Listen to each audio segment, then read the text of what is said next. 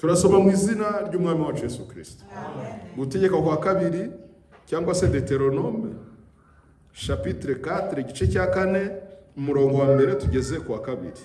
Turaza no gusoma muri Yesaya 53, turaza gusoma yo umurongo umwe. Turasoma mu izina rya Yesu Kristo. Maintenant Israël, écoute les lois et les ordonnances que je vous enseigne. Mettez-les en pratique afin que vous viviez et que vous entriez en possession du pays que vous donne l'Éternel, le Dieu de vos pères. Vous n'ajouterez rien à ce que je vous prescris et vous n'arrêterez rien, mais vous observerez les commandements de l'Éternel, votre Dieu, tels que je vous les prescris. Amen. Frère soma mu Kinyarwanda mwonje kwa mwaje. None mwabisirayeli mwe mwumvira amategeko n'amateka mbigisha muyitondere kugira ngo mubeho. Amen. Mujye mu gihugu Uwiteka Imana y'abasekuruza banyu ibaha mu gihindure. Amen. Mukongere ku mategeko bategeka mukayagabanye mubone kwitondera amategeko y'Uwiteka Imana yanyu bategeka. Amen. Uwiteka Imana abaha umugisha mu izina rya Yesu Kristo. Kandi he umugisha gusoma ku ijambo ryayo. Ushobora kwicarira. Ngiye kongera nsome ku murongo wa 4. Numvise ko ari byiza cyane gusoma ku murongo wa 4 ngeze ku murongo wa 6. Ubundi wari wagiriye hirya ushaka iki? Aha. Mutega amatwi neza ababieneme. Turi kumwe? Mutega amatwi neza tugiye gusoma ibintu bikomeye. Et vous qui vous êtes attachés à l'Éternel, votre Dieu, vous êtes aujourd'hui tous vivants. Amen. Haguruka biza n'ubunebwe nawe haguruka cyane. Ariko mwebweho abifatanyije n'Uwiteka Imana yanyu muracyari mwese uyu munsi. Amen. Écoutez encore. Et vous qui vous êtes attachés à l'Éternel, votre Dieu, vous êtes aujourd'hui tous vivants. Alléluia. Ahabari basima mu buryo bufatika bw'ibigaragara. Ariko namwe abomatanye n'Uwiteka mu ijambo rye na bugingo n'ubu muracyari basima mu by'umwuka. Amina. Voici, je vous ai enseigné des lois et des ordonnances comme l'Éternel, mon Dieu, me l'a commandé afin que vous les mettiez en pratique dans le pays dont vous allez prendre possession. Yabahaye nabigishije uko Uwiteka yantegetse kugira ngo mugende muhindure igihugu Uwiteka yabahaye mu gihindure. Vous les observerez et vous les mettrez en pratique, car sera là votre sagesse et votre intelligence. Muzayitondere kandi muyashyire mu bikorwa kuko ariho hari ubwenge bwanyu ndetse n'ubumenyi bwanyu. Alléluia. Aha ni Mose umuhanuzi wabwiraga Abisirayeli nk'ubwoko bw'Imana cyangwa nk'itorero. Vous les observerez et vous les mettrez en pratique. Muzayitondere kandi muzayashyire mu bikorwa. Dites amen à la parole. Les 10 commandements, c'était ça l'alliance entre Israël et Dieu. Nibyo yari isezerano hagati y'Imana ndetse na Misiri. Amategeko 10 ndetse wongeraho n'amateka niryo ryari isezerano hagati y'Imana n'abantu. Kuryitondera, écoutez très bien. Car ce sera là votre sagesse. Dites amen à la parole. Kwitondera amategeko y'Uwiteka mw'Abisirayeli niho hari ishingiro ry'ubwenge bwayo. Amina. Uyu munsi kwitondera ijambo cyangwa message y'Uwiteka Imana yanyuze mu kanwa k'umuhanuzi Branham niho hari ubwenge bw'umugeni wa Yesu Kristo. Niho hari ubwenge bw'itorero. Et votre intelligence. Niho hari n'ubuhanga bwayo. Amen. Aux yeux de peuple Mu maso y'abanyamahanga cyangwa qui imbere y'abanyamahanga entendront parler de toutes ces lois et qui diront cette grande nation est un peuple absolument sage et intelligent. abo bazumva muvuga ayo mategeko bazavuga ati se kuno bwoko kwari ubunyabwenge akaba ari no bufite n'ubuhanga. Bazavuga ati dore abantu bafite ubwenge gusa kandi kubaho Uwiteka nibwo bwenge babyereye. Dites amen à la parole. Kubaho Uwiteka nibwo bwenge kandi kuva mu byaha niko kujijuka. Ntabwo ushobora kuva mu byaha ijambo ry'Imana ritari muri wowe. Turi kumwabwira. Niyo mpamvu iyo wubashye ijambo ry'Imana uba wubashye Imana. Kandi uko urushaho kubaha ijambo ry'Imana ikibi kijya kure yawe. Imana yabwo ishimwe n'icyubahiro. Kubaho Uwiteka nibwo bwenge kandi kumenya Uwiteka nibwo buhanga. Haleluya. Imana yabwo ishimwe n'icyubahiro. Oh la la, reka dusome no muri Yesaya 53. Igitabo cya Yesaya 53. Ndashaka ko tugendana. Sibyo bene data. Ndashaka ko tugendana neza cyane. Yesaya 53 turasoma umurongo wa mbere. Qui a cru à ce qui nous était annoncé? Ninde wizeye ibyo twumvise cyangwa ibyo twabwiwe?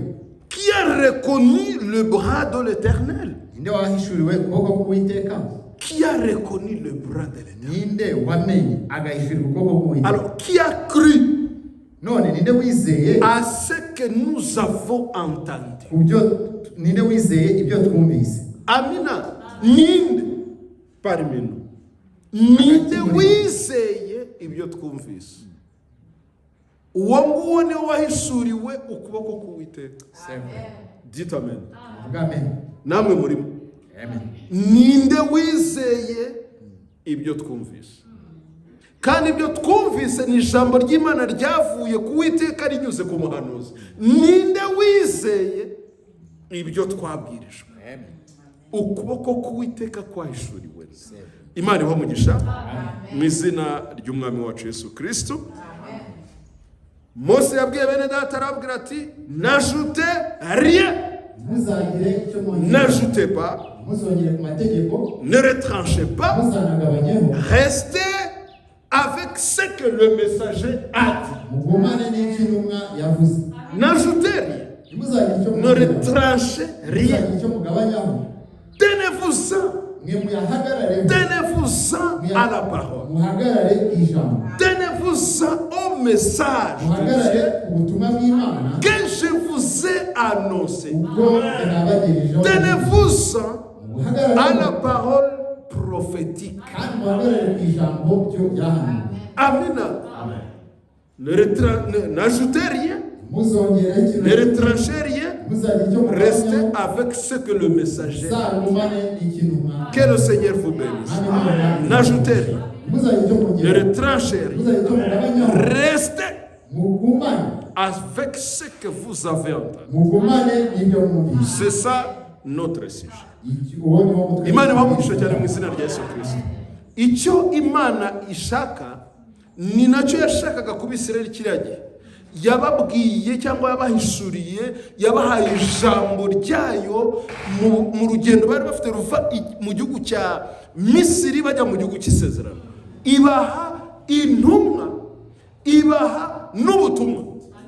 Mose niwe waje kubabwira ati noneho kubyo Uwiteka Imana yababwiye, kubyo mwumvise mbabwira mu izina ry'Uwiteka, ntimukongere kandi ntimukagabanya.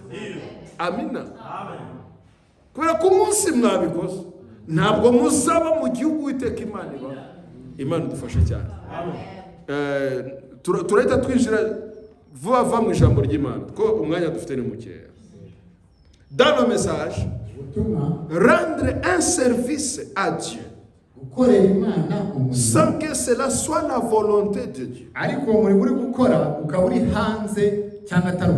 un service à Dieu. Mais en dehors de ça, prêcher le 27 tariki 27 novembre nibwo bwabwirijwe z'ukwa 11 1965. mu gihumbi kimwe magana cyenda mirongo itandatu na gatanu. Mwumve mwene tabara. Tumaze gusoma muri Deuteronome igice cya 4 kuva ku murongo wa mbere.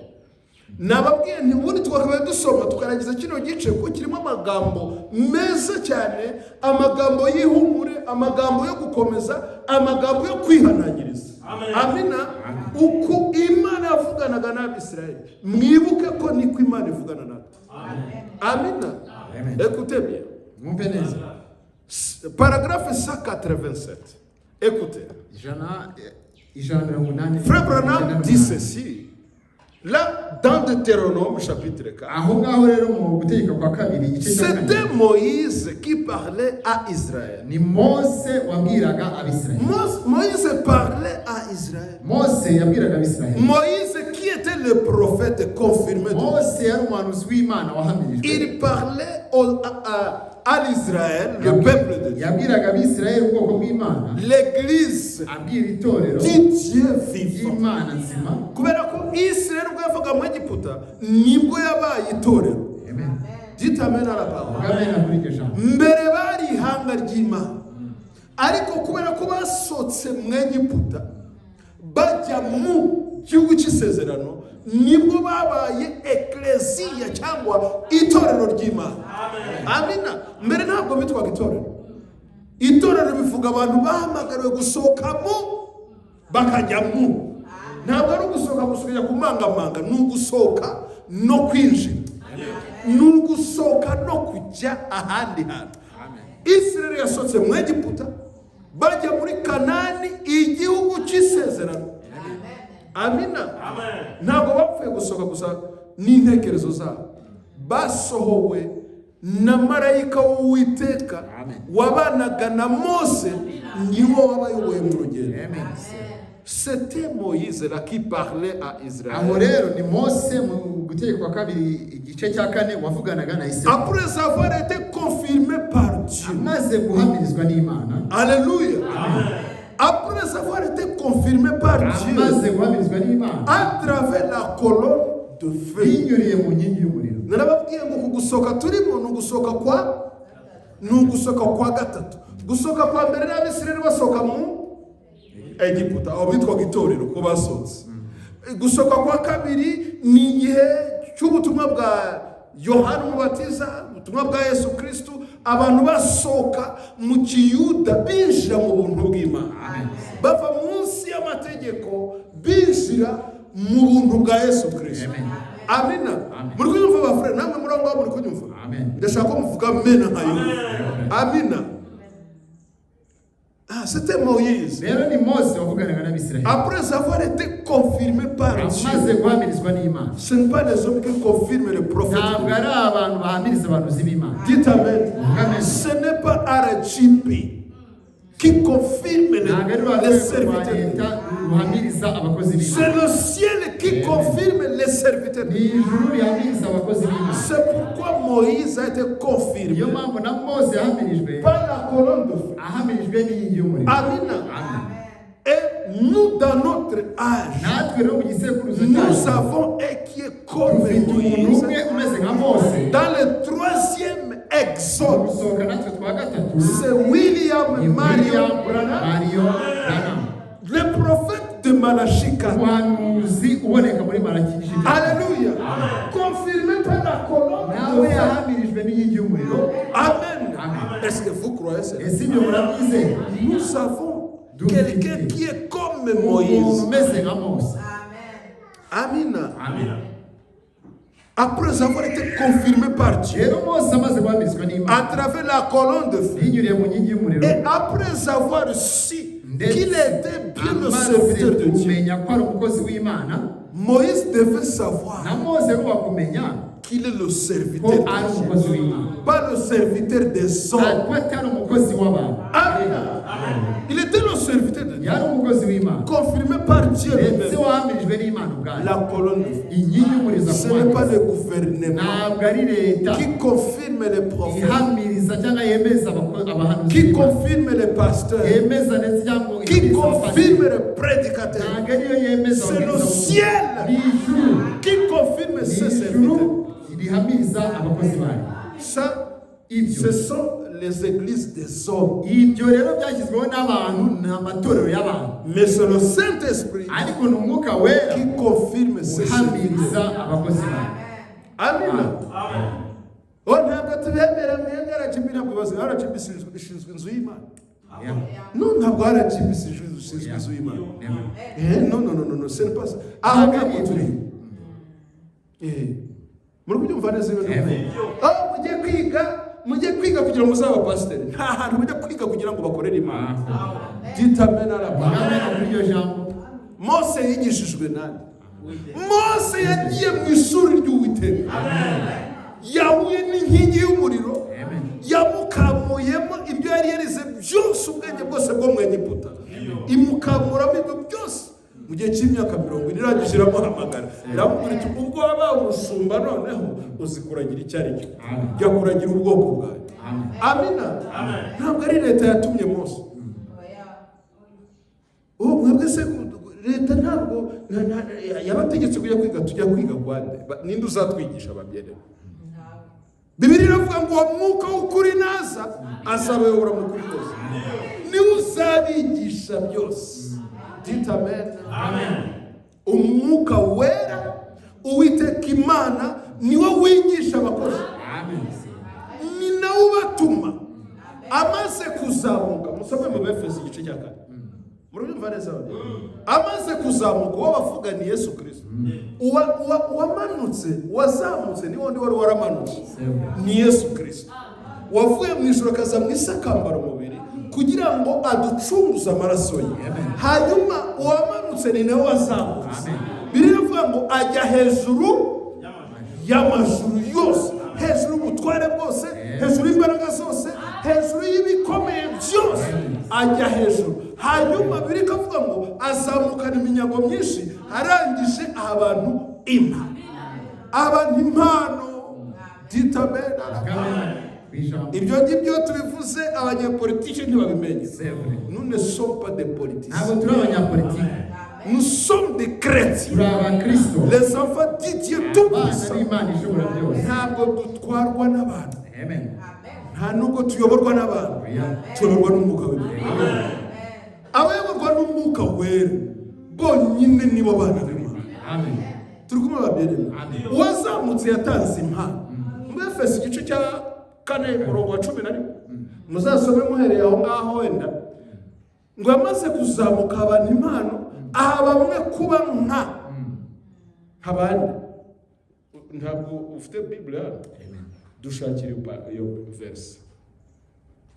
Ngo wazamutse nawe wagize ate? Wamanutse ni nawe wagize gute? Uwo ni umwami wacu Yesu Kristo. Niyo mpamvu Pawulo mu gice cya mbere cyo mu Bagalatiya yavuze ati ubutumwa bwiza navuze. Haleluya. Ntabwo ari ubw'abantu, kubera ko nanjye ntabwigishijwe n'umuntu. Ntabwo nabwigiye muri seminari, ntabwo nabwigiye muri teoloji. N'Uwiteka ni Kristo Yesu wabumpishuriye. Ditamena na Pawulo. Abana b'Imana nibo bashobora kuvuga aho. Abandi bo baravuga ati no umuntu agomba kujya kwiga za teoloji. Ntazo tuziga. Kandi ntibizatubuza gukorera Imana. Amina. Amaze kuzamuka byagenze gute? Efeso 4:10. Wamanutse niwe wazamutse ajya hejuru y'amajuru yose. Umurongo wababwira Efeso 4:10. Wamanutse niwe wazamutse ajya hejuru y'amajuru yose. Hejuru y'ibintu byose, amajuru yose, kugira ngo asohoze byose. Amina. 11. Nuko habamwe kuba intumwa ze. Amina. N'abandi kuba abahanuzi. Amina. Abanzu ngo aha bamwe. Okay. Ninde wabaha? Yesu Kristo. Wundi wamanutse akanazamuka. Amen. Komeza. Icyama nabo ngabo bitwa ko badutwaye bakabyumva. Amen. Amina. Nuko habamwe kuba intumwa ze. N'abandi kuba abahanuzi. Sure. N'abandi kuba ababwiriza ubutumwa bwiza. N'abandi kuba abungeri. Amen. N'abigisha. Kugira ngo abera batunganizwe rwose gukora umurimo wo kugabura iby'Imana. Amina. No gukomeza umubiri wa Kristo. Kugeza ubwo twese tuzasura kugira ubumwe bwo kwizera. Amen. No kumenya Umwana w'Imana kandi kugeza ubwo tuzasura kuba abantu bashyitse bageze ku rugero rushyitse rw'igihagararo cya Kristo. Haleluya. Nta kindi gishobora gutuma tugera ku kigero gishyitse cy'igihagararo cya Kristo keretse ivugabutumwa rikorwa n'Umwuka Wera mu mpano yatanze. Ntabwo biva muri teoloji. Ese ubundi buriya reka mbabaza, twakwiga nk'iyihera abagatulika bagira teoloji zabo, sibyo babereye? Abaprotestante cyangwa abanglikani bagira teoloji zabo, abadivantiste bakagira teoloji zabo, siko bimeze babereye? Abapentekote bakagira izabo teoloji, abayehova bakagira izabo teoloji. Muri kunyumva neza ariko ibyo ndi kuvuga. None tuzajya kwiga iyihe teoloji ko tutari mw'ibyo byose? Ibyo byose ko ari imirimo ya Satani, tuzajya kwiga iyihe teoloji? Iyi mubareke bige teoloji. Iyi mubareke bige teoloji. Nta Mwuka Wera bafite. Umwuka Wera w'ukuri nazi niwe uzabigisha byose. Azabahishurira, azababwira ibyenda kubasabwira n'ibyo ntababwira byose azabibabwira. Amina. Tuziga iyihe y'abagatolika bateranya umugongo n'abaporoso, bamwe baranyuriye abandi bakagiye. Tuzige abadivantiste, mumbwire abandi mutubwire ariko frere namwe mugerageze mujye kwiga kugira ngo ejo bundi batazatubuza gusenga. Ntawe uzatubuza gusenga, cyangwa ikintu bashobora kutubuza guterana kuko turi ku butaka bwabo. Sibyo turi ku butaka bwabo bagabiwe, ariko baragukoresha nabi, bari kwinjira mu butaka babenje. Umurimo w'Imana ntabwo ari w'abanyapolitiki. Bajya bacunga umuntu wakoze amakosa bamushyire muri gereza no mu kasho, ariko umukozi w'Imana agengwa n'Umwuka Wera.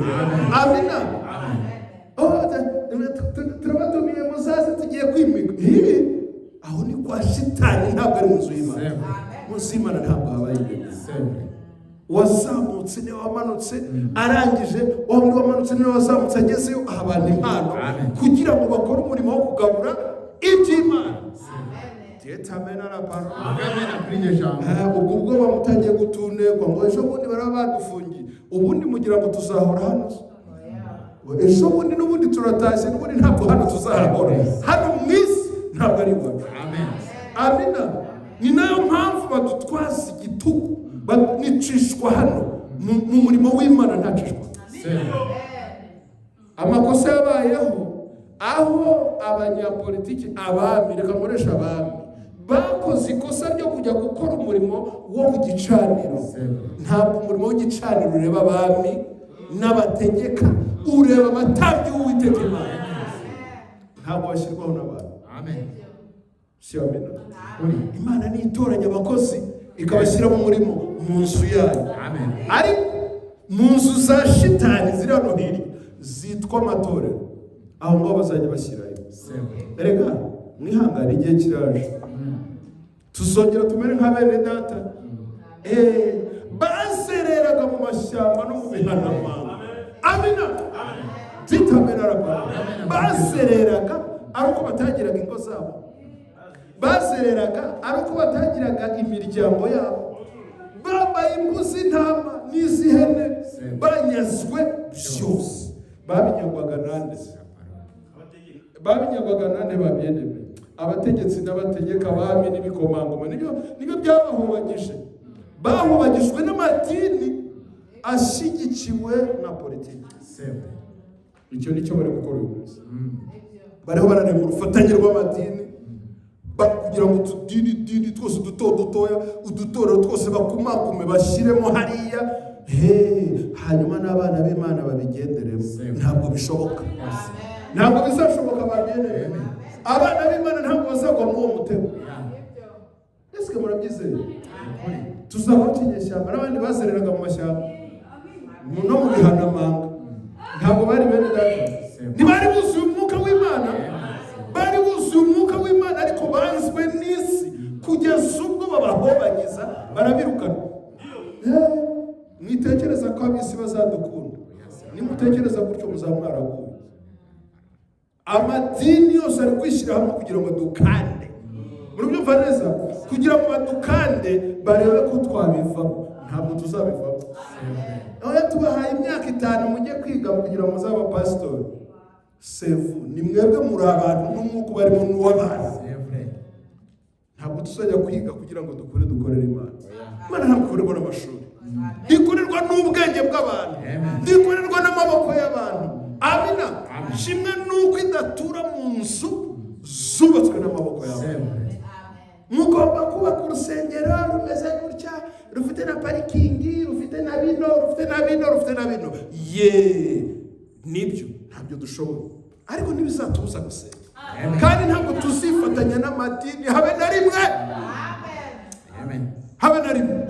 Abashaka kujya kwifatanya n'amadini none abikitwa none mutarata igihe cyane. Mujye abafrere ni benshi baguye, ni benshi bavuye mu ijambo, babaye idini nk'andi madini yose. Mugende ariko babandi bemeye guharamagara ku bw'izina rya Yesu Kristo, ku bw'ijambo ry'Imana ritavangiye. Ditabara ku ijambo ry'Imana. Ni Imana ishyira abakozi bayo. Moïse, après avoir su qu'il était bien le serviteur, pour les conduire et les faire sortir, Mose yamenye ko yahawe umurimo, yahawe inshingano. Amina. Yahawe komisiyo yo gukura Abisirayeli mu Egiputa no kubayobora mu rugendo. Atabayoboza ubwenge bwa teoloji, ahubwo abayoboza amategeko n'amateka by'Uwiteka Imana. Nibwo bwari ubutumwa bw'igihe cyabo. Kubwitondera ntabwo cyari ikintu cyoroshye, bwari bwo bugingo bwabo. Amina. Kandi nk'uko twasomye ijambo ryatubwiye, nibwo muzabihanga rifite ubwenge n'ubuhanga. Abantu bazabareba bafite abantu bafite ubwenge n'ubuhanga. Ntabwo ari uko muzirekura mukifata nk'amadini, mukiha kugenda nkabo, mukitwara nkabo, ngo nibwo muzemerwa. Ntabwo dukeneye kwemerwa n'abantu. Amina. Dukeneye kwemerwa n'Imana. Amen. Avant leur entrée dans le pays, Moïse dit, pour les paroles que je vous ai annoncées. C'était Moïse là qui parlait à Israël. Kumagambo nababwiye, mwabwoko bwa Israël, mwabana b'Imana, mwatorero ry'Imana, mwe mwasotse mu Egiputa. Ubugenda bwira basote mu madini. Nkuko Frère Branham ari watubwirije, namwe ndabibasubiriramo nkuko Frère Branham yavuze. Amen. Pour les paroles que je vous ai annoncées, je prends aujourd'hui à témoin contre vous le ciel et la terre. Je vous ai annoncé les paroles de Dieu. N'ajoutez rien. Ne retranchez. Faites simplement ce que le Seigneur vous a commandé. Mettez-les en pratique pour être des hommes et des femmes sages, intelligents, kubaha Uwiteka mushingiye ku ijambo ry'Imana. Nibwo bwenge, nibwo buhanga. Imana yagushimwe n'icyubahiro. Si vous y ajoutez une chose, je vous ai annoncé les paroles de Dieu, l'alliance entre vous et l'Éternel votre Dieu. Je vous ai annoncé ça. Nababwirije ukuri. Haleluya. Nabuca ku ruhande, mbabwira amategeko n'amateka y'Imana, mbereka inzira y'ukuri, mbere kuko mukwiriye kugenda no kurezeza Imana. Nihagira uwongeraho. Si vous ajoutez une chose, ou si vous en retranchez un mot, vous Israël, le peuple de Dieu, vous ne resterez pas dans le pays que l'Éternel votre Dieu donne. Est-ce que vous connaissez le pays de notre Dieu? Le pays de la promesse? C'est le message de l'Évangile.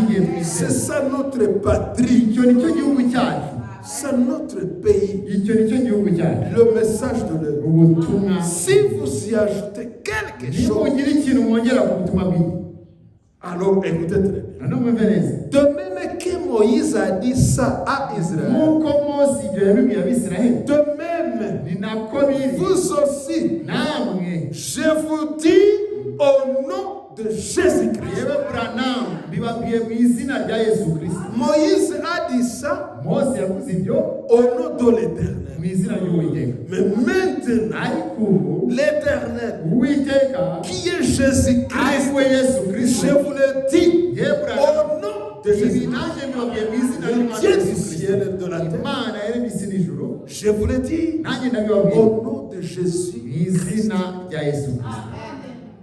N'ajoutez pas une seule chose. Ntimuzagira ikintu mwongera kuri ubu butumwa. Ubutumwa buraremereye babyineme, ubuse ntidushobora kubwihanganira. Please, n'ajoutez rien. Ntimuzagira ikintu mwongera. Kweri ko mbona bikomeye cyane. Ubu kweri tuzabishobora. Abahungu n'abakobwa b'Imana bazabishobora. Amen. Ariko abapagani inkurikizi ntabwo zizabishobora. C'est vrai. Bazabona ko message iremereye, ni umutwaro uremereye. Ariko Yesu yavuze ijambo ryiza, yaravuze ngo mwese abarushye n'abaremerewe muze musange n'abantu, Amen. mwemere kuba abagaragu banjye, munyigireho ko ndi umugwaneza. Dita amen aravuga, n'umutwaro wanjye utaremereye. Message ntabwo iremereye babene. Message ni ubugingo kuba muri abakobwa. Amen. Abumva ko ibaremereye nababwiye hakiri kare, ibidutegereje imbere ntabwo ari ibintu byoroshye. Abumva biremereye batazabishobora, muzingi imikeka, mufatize, mwigire mu madini kuko biroroshye. Baroroshye, baroroshye ibintu. C'est vrai. Siyo abereme baroroshya. Bongiye mu byo boroshya hano benshi batagize. Baroroshye. Ariko ijambo ry'Imana nta nyoroshye rishyiramo. Amen. Amina. Ijambo ry'Imana niba rivuze guca iburyo ni iburyo, niba ari uguca ibumoso ni ibumoso, kuko twebwe turayoborwa, ijambo niwe muyobozi. Niba rivuze iburyo ni iburyo, niba rivuze ibumoso ni ibumoso. Nta kuvuga ngo nyamara njyewe nabonaga umuntu anyuze nka hariya cyangwa se akanyura hariya, nabonaga ariho haba ari heza. No, nimba ijambo rivuze ngo munyure kuri iriya nyanja, munyure kuri uriya musozi, ijambo ryavuze ntacyo kwisubiraho. Nyamuna pasiteri mwatworohereje se natwe umuntu twiyaranja tukirwanaho. Muri rwanaho mwirwanaho ibiki? Babyeyi, mwigisha abana banyu kwitondera ijambo. Mwigisha abana banyu kwitondera ijambo, mwibatera inkunga mu kwigomeka. Kuko hariya mukomeje mugasoma, ijambo riravuga ngo muzabyigishe n'abana banyu, nabo bazabyigishe n'abana b'abana banyu. Kwitondera iki? Kwitondera iki? Kwitondera message. Frère, nzakomeza nihangane kuzageza ryari? Ihangane kugeza aho umwami azazira. Amina. Ihangane ugeze aho umwami azazira, niko ijambo rivuga. Mwihangane mugeze aho umwami azazira, mwikomeze mu mitima, muhagarare mushikamye ku ijambo ry'Imana. Imana izaca inzira. Abanyuze ku nyanja itukura bakabona bikomeye, bakabona hariya turagwamo kweli, nzaharenga kweli. Abomatanya n'Uwiteka bakaguma aho ngaho Uwiteka yaciye inzira. Dita amen. Uwiteka yarahindutse. Uwiteka yarahindutse. Uwiteka ntabwo ahinduka abageni. Ijambo rye n'uyu munsi rihoraho, ririho kandi rizoraho iteka ryose. Ntabwo ijambo rihinduka. Ijambo ry'Imana rirema n'ibidahari bikaboneka. Dufite ibihamya. Ijambo ry'Imana rirarema, rikarema n'ibidahari bikaboneka. Imana ni Imana yishakira igitabo. Shikama, komerera mu mwami, hagarara ku ijambo, Imana izaca inzira. Ikigeretse kuri ibyo, andi majwi yose wakumva ni amajwi ya Satani, ni amajwi y'umwanzi. Niyo akwereka ko ibintu bicitse, niyo akwereka ko bitakwihanganirwa, ni umwanzi niwe ukwereka ko ntibishoboka, ariko Imana ni Imana ishakira igitambo. Igihe wowe utazi aho ukizanyura, Imana iba yamaze kwitegurira igitambo. Aburahamu ntabwo yari azi ko mwakira gihuru ari intama, ariko yakoze ubushake bw'Imana. Yakoze ubushake bw'Imana, yubaha Uwiteka Imana. Amaze kugera ubwo agiye gutanga umwana we, yabonye mu busaza, ntabwo byari byoroshye babyemeye. Yubuye amaso abona umwana we. Uwiteka ni Imana yishakira igitambo, nawe nushikamo ukizera, Imana izacinze. Izishakira igitambo babyemeye. Message ntabwo ikomeye. Ubutumwa burakomeye, ninde wabwihanganira? Uzasubiraho nk'abandi 70. Babwiwe ukuri, babwirwa ijambo rizima, baravuga no, iyi message irakomeye kweli. Ninde wayihanganira? 70 bose bagira gute? Bagize gute? Asubiye. Bafure murabizi ko 70 basubiye inyuma. Barabavuga butumwa. Bigishwa ba Yesu. Ils étaient des prédicateurs. Barababwiriza butumwa. Basubiye inyuma kubera iki? Bumvise ijambo rikomeye. Iri jambo rirakomeye. Ninde ubasha kuryihanganira? Bahera ngo basubiye inyuma. Ariko ntabapfira gushira. Ntabapfira kugira gute? Ntabapfira gushira. Yesu yarahindukiye abwira Petero. Pardon. Yarahindukiye ahindukira Petero. Ko kabandi bagiye ko bari kugenda bivamo urusorongo, buri wese asubira hariya, buri wese ajya muri biri, undi ajya muri biriya ku mpamvu zitandukanye. Mwebwe muracyakora iki hano? Kuki mutagenda nk'abandi bose? Oh Seigneur Jésus. Amen Yesu. Twakuvaho tukajya kuri ndewundi kandi ari wowe ufite amagambo y'ubugingo bwawe. Natwe tukaba twarizeye. Tuzakunambaho tuzageza ubuzagaruka. Amina. Ijambo buri wese muri mwebwe agafata icyo cyemezo, akavuga ati nzaguma ku ijambo ry'Imana, sinzongera, sinzanagabanya, nzarihagarara uko Imana yarimbwiye. Imana izanshinze. Amen. Dukomeje gutya twatinda. De même, je dis au nom de Jésus-Christ. N'ajoutez pas une seule chose. Ne retranchez pas. N'y mettez pas vos propres idées. Vous les prédicateurs. Ne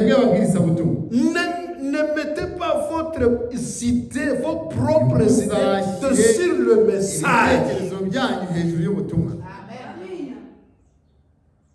Abona abavuga butumwa ndi kubwira. Ariko ko abavuga butumwa babwirwa, namwe niko mubwirwa, kuko ibyo abavuga butumwa bagomba kubwirwa ni nabyo namwe mugomba kumva. Amina. Abavuga butumwa bagiye bongeraho n'abagiye bagabanyaho barahari, turabazi. Turabazi, niyo mpamvu bamwe twagiye tubasiga, twarabataye kubera ko bataye ijambo ry'Imana. Ditamena na Bwana. Amen kuri icyo kintu. Ntabwo tuzasubira inyuma. Amina. Frere, ntabwo none se ko tugenda tubona hari abagenda basubira inyuma. Na kera no mu gihe Abisirayeli bavaga mu Egiputa, hari abasubiye inyuma benshi. Bibiliya iravuga ngo basubiye inyuma, barorera ntibongera gukurikira Mose kandi ari we wagombaga kuberekeza. Turi kumvikana babene. Ubwo tubona se n'abantu twibwiraga ko ari bo bantu bafite ukuri, ari bo bantu bazi ijambo, ko tubona ari kugenda basubira inyuma. Frere, buriya natwe ntabwo twakwigira hariya, urase bose si abafurere. Bose ni abafurere, ariko bongereye, ariko bagabanyije. Nibyo bongereyeho nibyo bagabanyije tuzabibabwira, kugira ngo bafite umutima wo gukunda Imana bomatane n'ijambo. Ditamena ku ijambo. None se ko tubona Frere Damascene nawe agiye. Frere Damascene ntabwo ari icyitegererezo cyawe. Frere Damascene ntabwo ari we mwungeri mukuru. Umwungeri mukuru ni Yesu Kristo n'Umwuka Wera. Damascene yagwa, Frère Dominique yawe si ibyo twifuza ko tuzakomeza guhagarara kuko Imana ibasha kuduhagarara. Amina. Ariko naho nawe wowe uzamere nka Yosuwa, uzavuga uti naho abandi bose babivamo bagasubira inyuma, jewe n'inzu yanjye tuzakora. Nzomatana n'ubu butumwa, sinzongeraho sinzagabanyaho, nta nubwo nzifatanya n'abatizera abe n'umunsi wa none. Amina. Icyampa mugafata icyo cyemezo. Amina.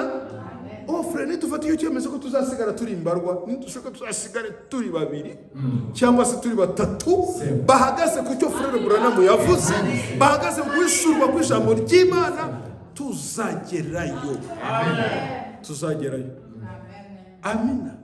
Ntabwo turebera ku bantu ngo ni benshi, uwo bararirimba neza, barabyina, barahimbaza. No, na Kayini yarasengaga babyere, si byo se? Niko bimeze. Na Kayini yarasengaga,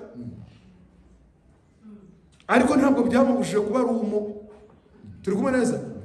Niyo mpamvu ntabwo dukangwa n'ibyo byose. Ntidukangwa n'amateraniro manini, ntidukangwa n'isengero nziza, ntabwo dukangwa n'amagambo aryoshye abantu bavuga.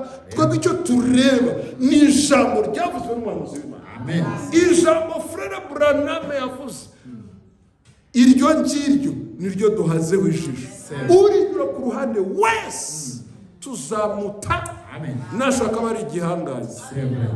Ntabwo dukeneye ibihanganye, dukeneye abahungu n'abakobwa b'Imana. Dukeneye abantu bashobora kureba icyo Imana yavuze muri iki gihe cyacu bakagiha agaciro kuruta kureba ku biterane binini by'abantu. Abashaka ibiterane mujye muri ADPR, bafite ibiterane binini. Mujye muri Gatolika, bafite ibiterane binini. Icyo dukeneye ni ijambo ryavuzwe n'Imana mu gihe cyacu, ubutumwa bw'igi. Imana ibamugisha. Ne mettez pas vos propres idées. Rero nimuzongera ibitekerezo byanyu ku butumwa. Dites simplement mujye muvuga gusa ce qui est dit si byavuzwe kuri aya makaseti. Dites vous les prédicateurs, les frères et sœurs, dites simplement ce qui est dit s'il se bat. Amina. N'y ajoutez rien et n'y retranchez. Dites-le simplement comme je vous l'ai annoncé. Amina. Comme Frère Branham, faites exactement ce que le Seigneur votre Dieu vous a commandé de faire. Faites-le. Niba nabategetse guca iburyo ni iburyo, niba nabategetse guca ibumoso ni ibumoso. N'ajoutez pas vos propres idées. N'y mettez pas vos interprétations. Prenez simplement ce que je vous ai dit sur les bancs. Dites amen à la parole. Ici c'est Frère Branham. Comme Moïse l'a dit, Frère Branham le dit aussi. N'y ajoutez rien. Si vous êtes croyant, dites amen à la parole. N'ajoutez rien sur le message. Ne retranchez rien sur le message. Ce n'est pas la parole de Frère Branham. Narababwiye nti hari inkomoko y'ibyo twizeye. Amina. Je vous ai enseigné ça. La source de ce que nous croyons. L'ange puissant, qui est Christ lui-même, la colonne de feu, qui est descendu au milieu de nous, avec la révélation de la parole, vers Frère Branham. Dites amen à la parole. C'est ça la source de ce que nous avons cru. L'ange de l'Éternel, la colonne de feu, l'Éternel lui-même, qui est descendu avec un petit livre ouvert vers le 7e étage. Amina. narababwiye ngo pas à ses débuts, ntabwo ari ku itangiro ry'umurimo we, pas au début de son ministère, ntabwo yaje ku itangiro ry'umurimo we, mais quand il commence à annoncer son message, uvuga ubutumwa bwe, quand il a reçu igihe yakiriye la révélation de la parole, guhishurwa kw'ijambo ry'Imana, c'est ça le jour du 7e mois. ni ubwo umunsi wa marayika wa karindwi wari utangiye. Ah, voilà, c'est ça. uko biri niko bimeze. Niyo mpamvu atubwira ngo qui a cru à ce none qui nous est ninde annoncé. wizeye ibyo twumvise? Ninde wizeye ubutumwa bwavuye kuri marayika w'Uwiteka? Ninde? Le message qui était contraire ubutumwa bwari butandukanye à ce que frère Branham pensait être la vérité, yatekerezaga ko ari ukuri, contraire à tout ce que le prédicateur avait prêché. bitandukanye n'ibyo ababwirizabutumwa bari Mais barabivuze. la révélation, ariko guhishurwa la révélation de la parole. guhishurwa kw'ijambo. Que le Seigneur vous bénisse. Amen. Si vous êtes réellement des croyants, niba koko muri abizera nyakuri, n'ajoutez rien. ntimuzagire icyo mwongeraho, Tranchez. ntimuzagire icyo mugabanya kuri ubu butumwa. Que le Seigneur vous bénisse. mwari Imana ibamugisha. Twabonye ko frère Branham yagize ubukozi bubiri. Murabyibuka? Yagize ubukozi bubiri. Il a travaillé comme un évangéliste. yakoze umubwirizabutumwa. Murabyibuka? Et la parole de Dieu ne vient pas aux évangélistes. kandi ijambo ry'Imana ntabwo riza mu guhishurwa umuvugabutumwa. Selon Amos 3:7, bijyanye n'igitabo cya Amosi igice cya 3:7, la parole de Dieu ijambo ry'Imana vient toujours iteka buri gihe riza riziye au prophète. umuhanuzi. Amina. Amen. Au prophète seul, ni umuhanuzi rizira wenyine, pas aux évangélistes. si ababwirizabutumwa. Niyo mpamvu mu gihe frère Branham yakoraga umurimo w'ubuvugabutumwa ntabwo yakiriye guhishurira, ntabwo ijambo ryamujeho mu muvugabutumwa. Yarindiriye ko ajya mu butayu kujya guhabwa gusigwa gushyashya. Ditamena. Amaze gusigwa aza ari umuhanuzi wo muri Maraki. Amen. Maraki kane agarura imitima y'abantu kuyabasa. Amen. Niyo mpamvu avuga ngo ubutumwa bwa marayika wa karindwi ni uguhishurwa k'ubwiru bw'ibimenyetso birindwi. Ditamena na parole. Ni uguhishurwa kwa Bibiliya igihe marayika w'Uwiteka amanukaga hagati yacu. Est-ce que vous le croyez? Amen. Ibyo murabyizeye? Imana ibamugisha cyane. Noneho akatubwira ngo ninde wizeye ibyo twumvise. Mwari mwarumvise narababwiye gutya, ariko please, l'ange puissant Christ est descendu au milieu de nous avec la révélation de la parole qui était contraire à ce que moi Branham je pensais. J'avais prêché comme les dénominations et j'ai essayé moi-même de croire comme eux. Dites amen. Amen. Mais quand l'ange puissant est descendu, la Bible que nous avons utilisée pour prêcher, alors la Bible est devenue une Bible qui a cru à ce qui nous est annoncé. Ninde wizeye ibyo Uwiteka Imana yatubwiye. Ninde wizeye guhishurwa kw'ijambo ry'Imana. Imana ibamugisha cyane mu izina rya Yesu. Alors comme Malachika, frère Branham a reçu la révélation. La révélation de la parole. Contrairement à ce qu'il avait pensé, à ce qu'il avait prêché.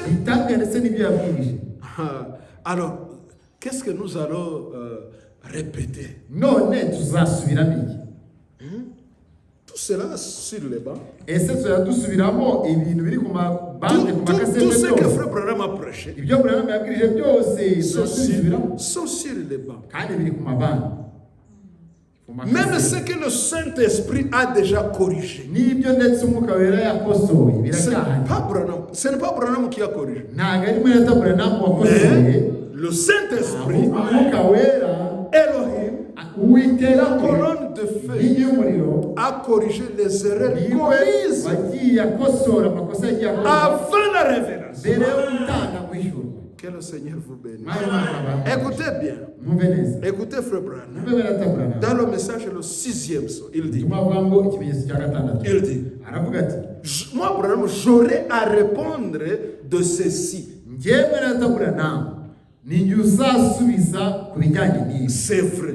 Ni ukuri L'heure est trop avancée igihe kirakuze pour se permettre quoi que ce soit. ku buryo umuntu atakwiha kuvuga ibyo abonye cyangwa gukora ibyo abonye De dire des bêtises. akavuga ibintu by'ubupfu gusa.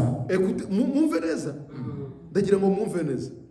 L'heure est trop avancée. Igihe kirakuze Trop avancée. kandi kirakuze cyane Pour se permettre ku quoi que buryo ce umuntu soit. atakwiha gukora ibyo abonye, De dire des bêtises. bavuga ibintu bifutamye, De faire des suppositions. ngo akekeranye.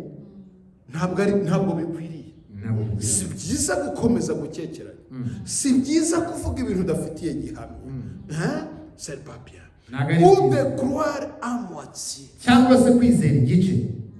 Je dois d'abord le voir ngomba kubanza nkabibona dans la vision. nkabibona mu iyerekwa. Je dois d'abord le voir. ngomba kubanza kubibona, Et puis, noneho une fois que je le vis, namara kubibona cela doit aussi se trouver dans la parole. ibyo mbonye bikaba nanone biri mu ijambo ry'Imana. Dites Amen. Amen. Je dois le voir premièrement. ngomba kubanza kubibona mu iyerekwa, Et ce que je vois, kandi ibyo mbonye après avoir vu cela, namara kubibona doit aussi se trouver dans la parole. bigomba kuba nanone biri mu ijambo ry'Imana. Et jusqu'ici, kandi kugeza ubu par la grâce de Dieu, ubw'ubuntu bw'Imana j'ai fait le lien du début à la fin. nahuje itangiriro n'iherezo. kuva kwitangira kugeza ku iherezo yego ryo guhishurirwa. yego J'ai fait le lien entre narabihuje. ego comme ça. Alors écoutez très none mwumve neza. cela s'est harmonisé parfaitement. kandi byose nabonye bigenda bihura neza. C'est forcément ainsi dit. rwose ni Uwiteka aravuze ibyo. Dites amen à la parole. Amen. C'est forcément ainsi rwose dit. ni Uwiteka avuze. Oui. ni Uwiteka En avuze. effet, noneho ce n'est pas de le dire seulement comme quelque chose que je sais moi-même. ntabwo ari kubibabwira gusa nk'ibintu ngewe nzi. Non. oya, Ce n'est pas comme ça. ntabwo ari gutyo bimeze. Mais la parole du Seigneur ahubwo ijambo ry'Umwami est ainsi dit le Seigneur. ni Uwiteka aravuze. Alors, ici, il y a la parole hano rero hari ijambo dans la Bible. muri Bibiliya, hari ijambo Ici, hano, hari ijambo dans la Bible, muri Bibiliya, il y a la parole. hari ijambo. Vous écoutez? murabyumva. Et je prends nanjye mfata ce que le Seigneur m'a donné, mfata ibyo Umwami yampaye, ce que l'ange puissant m'a révélé. ibyo marayika ukomeye amishuriye. Ici, il y a les Écritures. hano hakaba hari ibyanditswe. Et je prends ce qu'il m'a donné comme révélation n'ibyo yampaye nko guhishurwa, et je l'harmonise avec elle noneho nkabihuza bikajyana pour vous le montrer, kugira ngo mbibereke, pour que vous le sachiez kugira ngo vous-même namwe mubisobanukirwe que c'est ainsi dit le ko Seigneur. ari Voyez, byo Uwiteka avuze. il y a les Écritures. ese murabibona, hari ibyanditswe. Je prends l'Écriture fata rero ibyanditswe, et je prends ce que le Saint-Esprit a nkafata ibyo révélé Umwuka Wera yahishuye, et j'harmonise ça byombi nkabihuza pour vous montrer, kugira vous ngo l'Église, mbereke mwebwe umugeni que ça, kwibi c'est l'ainsi dit le ari Seigneur. uko ari Uwiteka aravuze. Voyez. murabibona. Alors ici, noneho hano le message c'est le 6e son, au paragraphe 402 ikimenyetso cya gatandatu jusqu'au paragraphe 404. igika cya 404 Alors, gukomeza. à 404. noneho 404 Ici, hano il y a la parole qui le dit. hari ijambo rivuga ibyo ngibyo,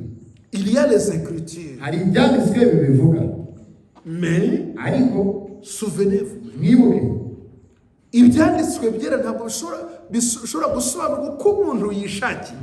Kuko ntabwo ibyanditswe byazanywe n'ubushake bw'umuntu, ahubwo umwuka wera niwo wayoboye abanditse, abantu b'Imana bavugaga ibyavaga ku Mana bashorewe n'umwuka wera. amen. Niyo mpamvu no guhishura ijambo ry'Imana ntabwo bisaba kuba uri umwevangeliste. oya Bisaba kuba uri umuhanuzi Sebo. kugira ngo wishure ijambo ry'Imana. amen Niyo mpamvu avuga ati hano hariho ibyanditswe bivuga ikintu, ariko nkagira no guhishurirwa Imana yampaye. Il y a la parole qui le dit. haba hari ijambo ryamaze kubivuga. Ensuite, noneho la révélation que l'ange me donne, wishura umumarayika mpaye laquelle est contraire. iyo binyuranye n'ijambo. Non, écoutez, laquelle, il y a laquelle isimbuye la révélation. Yego, iyo uko wishurwa Écoutez, je commence. ndatangira. Ici, il y a la parole dans la Bible hano haba hari ijambo ry'Imana muri ibi qui dit quelque chose. ivuga ikintu runaka. Ensuite, noneho la révélation que le Saint-Esprit me donne, wishurwa umwuka wera mpaye cette révélation-là, wishurwa qui est contraire gutandukanye à tout ce que nous avions pensé. kuba gutandukanye n'ibyo twatekereje byose. Écoutez, on y reçoit le mot consommable. La révélation qu'il me donne, wishurwa mpaye laquelle est contraire gutandukanye et à tout ce que nous avions pensé. n'ibyo twatekereje mbere. Vous écoutez ça? murabyumva ibyo? Il y a les Écritures, hari ibyanditswe la parole de Dieu, ariryo jambo ry'Imana la Bible. ariyo bibiliya. Et il y a la révélation hari ndetse no wishurwa qui vient de l'ange de l'Éternel, guturutse kuri marayika w'Uwiteka, qui vient de l'ange puissant. guturutse kuri marayika Cette uko révélation wishurwa qui est contraire à ce que nous avions pensé. bitandukanye n'ibyo twatekereje mbere. Est-ce que vous écoutez? ese ibyo murabyumva? Chacun d'entre nous, buri wese muri twe nous avions pensé contrairement à la révélation. twamye dutekereza bitandukanye no kwishura, Et nous avons prêché ça. kandi ibyo twaranabibwirije Nous avons prêché ça. twaranabibwirije Les choses qui sont contraires à la ibintu révélation. bitandukanye no kwishurwa. Mais à ce moment-là, ariko muri icyo gihe avant la mbere yo révélation, kwishurwa ça c'était la vérité. ibyo byari ukuri, Parce que la révélation n'était pas encore donnée. kuko kwishurwa twari kutaratanga. Quand la révélation est venue, rero nyuma kwishurwa kuje c'était contraire byari bitandukanye à tout ce que nous tous les n'ibyo prédicateurs, twese ababwiriza à tout ce que nous avions n'ibyo pensé. twari twaratekereje. Amina. Chacun d'entre nous. buri wese muri twe Eh bien, noneho contraire à ce que moi-même, Branham, ndetse byari bitandukanye n'ibyo ngiye à burana ce que moi-même je pensais. n'ibyo ngiye natekerezaga. Ah, dites Amen à la parole. amen kuri iryo jambo. Quand l'ange est descendu avec la révélation, igihe marayika amanutse afite kwishurwa, la révélation kwishurwa était contraire kwari gutandukanye même à ce que frère Branham ndetse avait n'ibyo pensé benata buranama yari yaratekereje sur la parole. ku bijyanye n'ijambo ry'Imana. Alors, il a fait quoi? Il a rejeté ce qui n'est pas révélé. noneho icyo yakoze ni iki?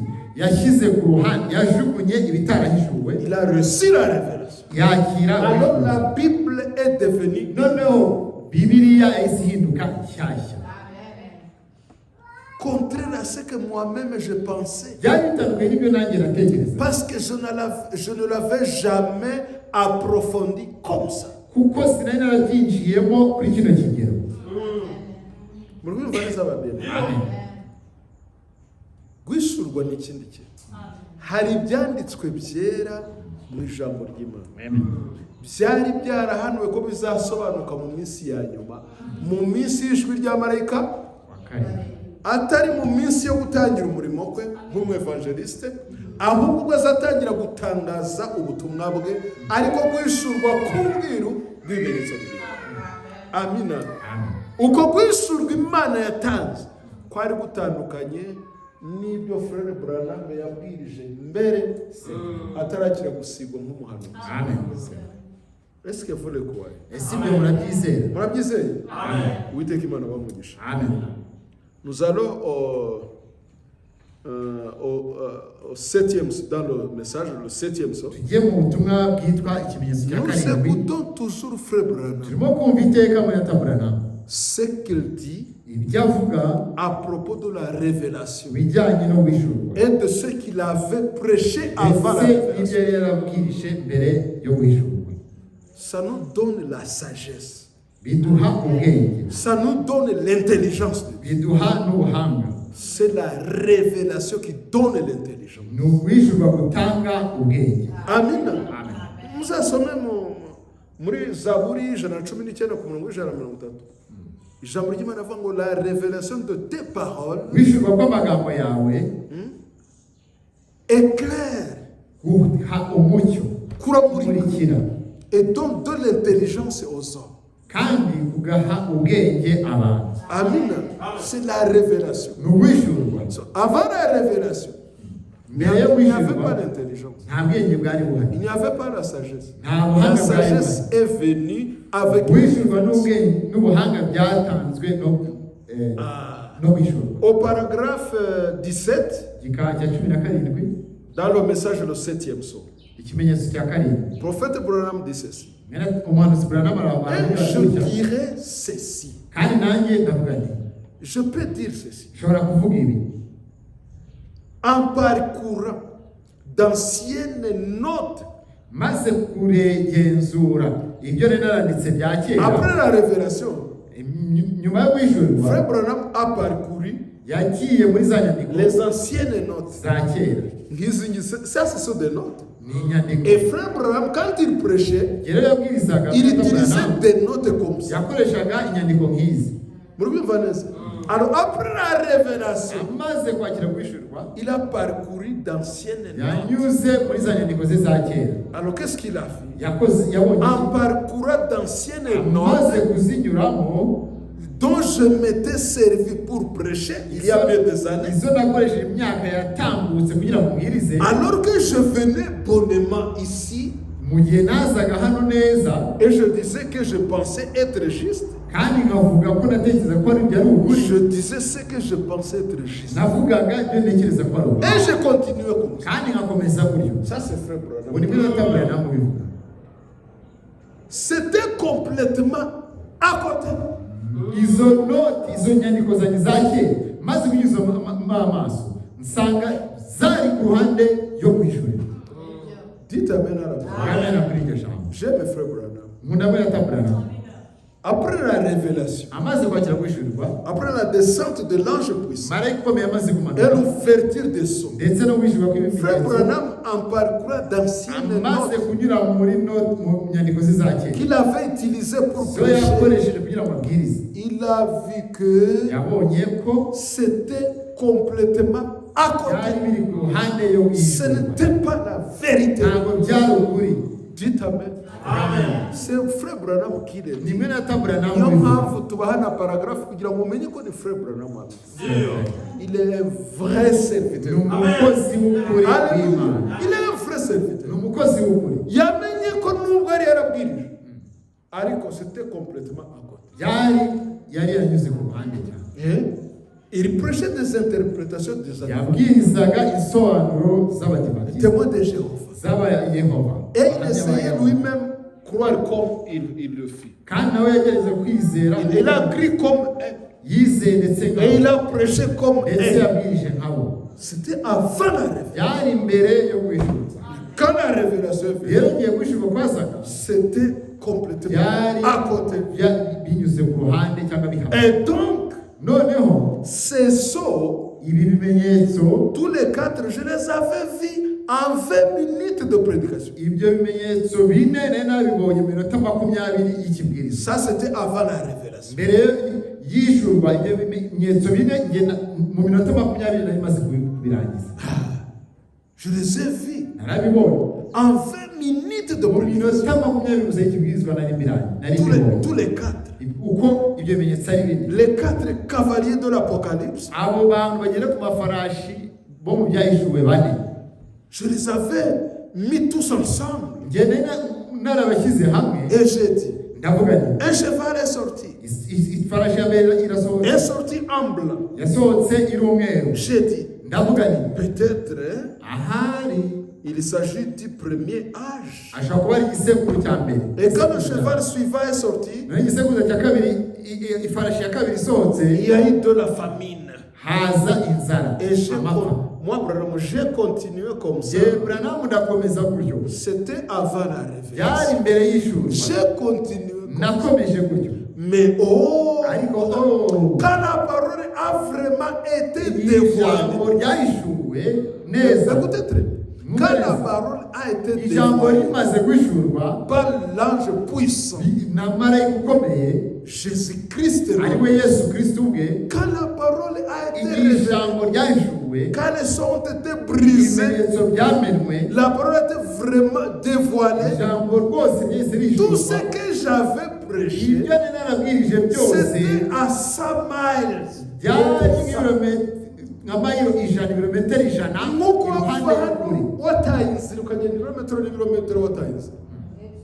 Ce qu'il avait dit, ce que Frère Branham avait dit avant la révélation. Quand la révélation est venue, le Saint-Esprit a corrigé beaucoup de choses. Alors, nous devons répéter ce que le Saint-Esprit a révélé, ce qu'il a corrigé. Nous devons aussi les corriger. Ce n'est pas nous, c'est l'ange puissant qui a corrigé. Les anges sur le terrain ont corrigé ça. Le mariage et le divorce, il a corrigé ça. Il a corrigé beaucoup de choses. Et nous devons suivre le pas de l'ange puissant. Si Frère Branham pouvait le dire comme ça, c'est pour que nous, les gens, nous devons mettre de côté ce qui n'est pas la révélation et prendre ce que l'ange puissant a déjà révélé. Dites amen à la parole. Oh frère Damati, c'est lui qui a dit ça pour notre connaissance. C'est pourquoi nous devons étudier le message. Nous devons lire le message.